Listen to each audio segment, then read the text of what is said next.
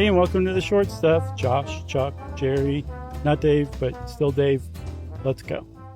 Didn't we do a whole episode on mirrors and maybe Yes. talk about breaking mirrors? There's no way we didn't talk about that, but this is definitely an exploded, expanded, really balloony version of that. Yeah, because we're talking about the idea that if you break a mirror, if you are superstitious, a lot of people would say that brings you 7 years of bad luck. And we're going to dig into why that might be.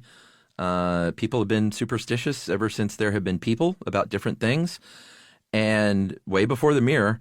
And apparently the Greeks were the first people to sort of just start talking about a reflection, because the story of Narcissus falls in love with his image in the stream and drowns and dies. So because of that, the Greeks are like, maybe seeing yourself isn't such a great thing to do. No. And that was Narcissus, who had a tattoo, by the way. That's right. So, yeah, it was bad luck to see your reflection in water. And that was pretty much the only place you could see your reflection if you were in ancient Greek, because it wasn't until the ancient Romans came along and they said, yeah, we basically believe the same thing, but we're also incredibly vain. So we're going to invent mirrors.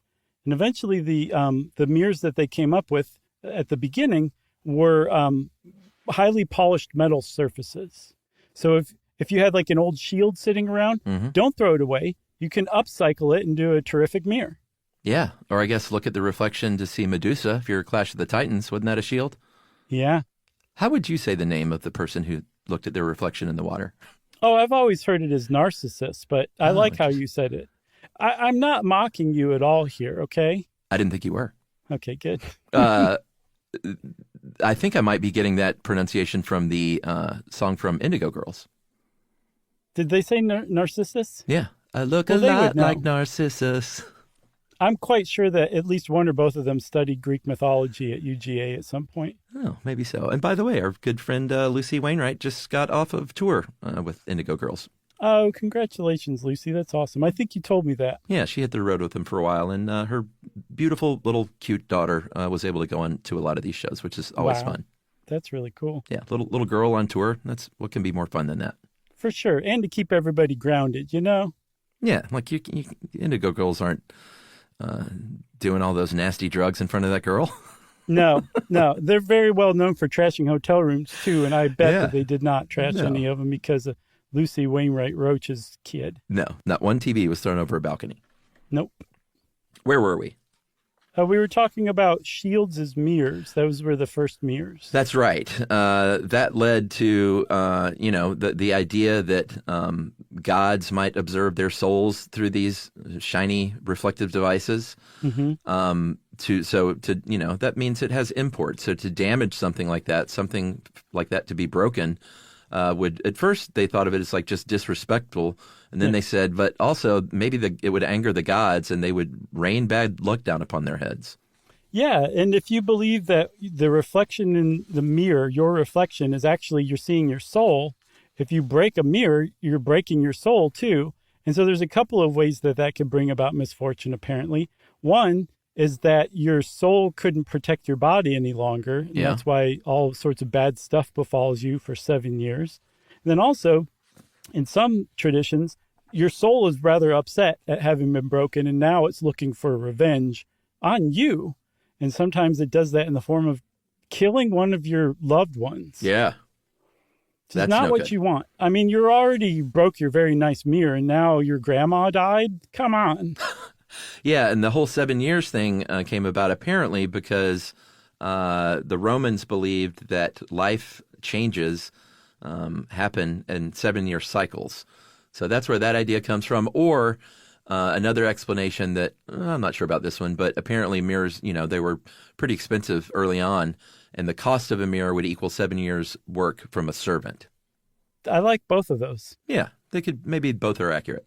So as far as the English language goes, Chuck, the first time anyone mentions breaking a mirror being bad luck was from 1777, where the author mentions that breaking a mirror is a very unlucky accident because mirrors were part of an ancient kind of divination formerly used by magicians and their superstitious and diabolical operations. That's right. And because it became a thing in print, it became a thing in British culture. And so all of a sudden people all over the world are not wanting to break their mirrors anymore. Okay, so let's take a little break, as it were, and come back, try to put everything together by explaining what you can do to mitigate your bad luck if you do break a mirror.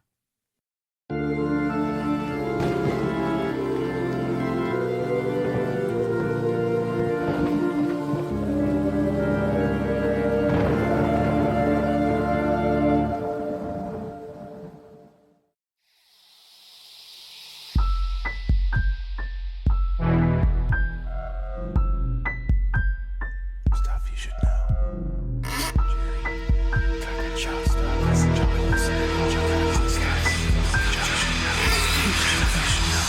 Stuff you should know. All right. Before we broke, Josh laid down a series of puns about mirror breakage. Apparently, there's some things you can do if you break your mirror. Apparently, one of the things you can do is you got to get rid of those pieces. You don't want to leave a broken mirror lying around. Obviously, it's not a great thing just to have in your house with broken glass.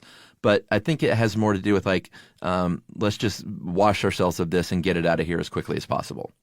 Yeah, so this is based on a How Stuff Works article, and I love how they actually are serious about telling you how to throw away a broken mirror. Yeah, You like dispose safely. of the pieces in the trash by wrapping them in paper or placing them in a cardboard box. Yeah. Because sharp mirror pieces can cut through a plastic bag. Yeah. That has nothing to do with superstition. That's just good household advice. That's right. Good old-fashioned How Stuff Works advice. Another one, this automatically makes it ancient to me, is that you take the mirror pieces and you bury them. And then what makes it even more ancient is that you're better off if you bury them in the light of a full moon. Creepy.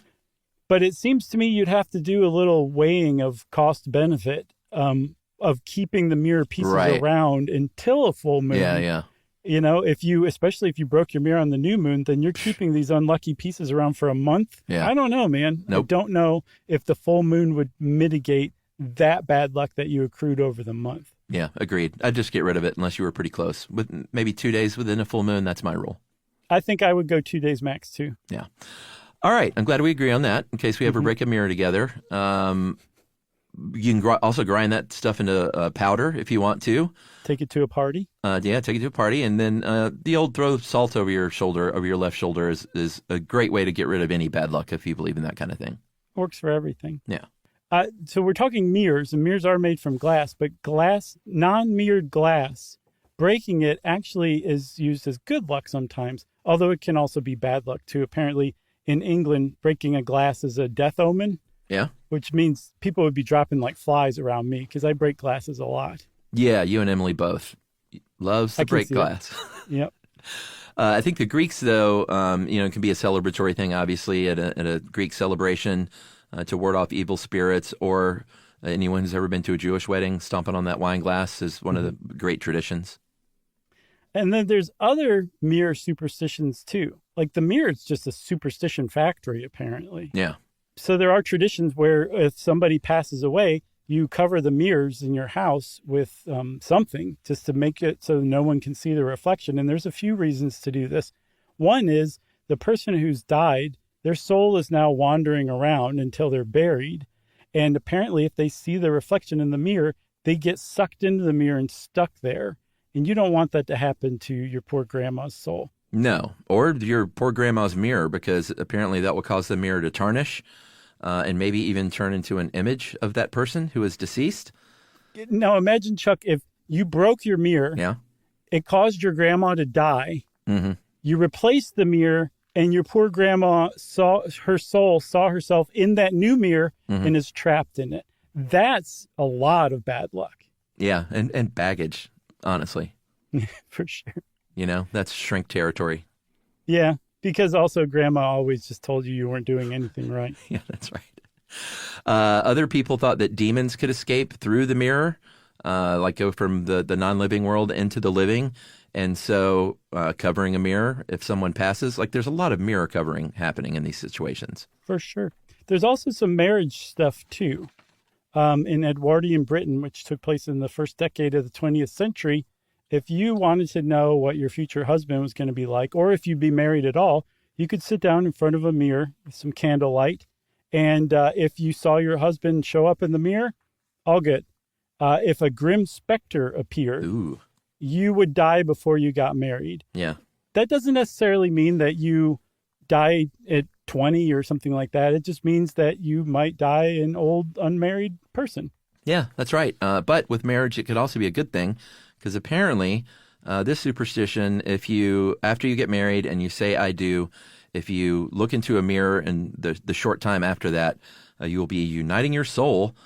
And it creates apparently an alternate universe where the two souls can live forever together. Very sweet. Yeah. What's sweeter? I don't know. There's not much sweeter. Yeah. So I guess this Halloween season, we would say go out, kiss your mirror, and take very good care of it. Don't you think that's good advice? That's right. Or just cover that thing up if you don't want to take your chances. Yeah. And of course, obviously, that means that the spooky short stuff is out. Stuff You Should Know is a production of iHeartRadio. For more podcasts from iHeartRadio, visit the iHeartRadio app, Apple Podcasts, or wherever you listen to your favorite shows.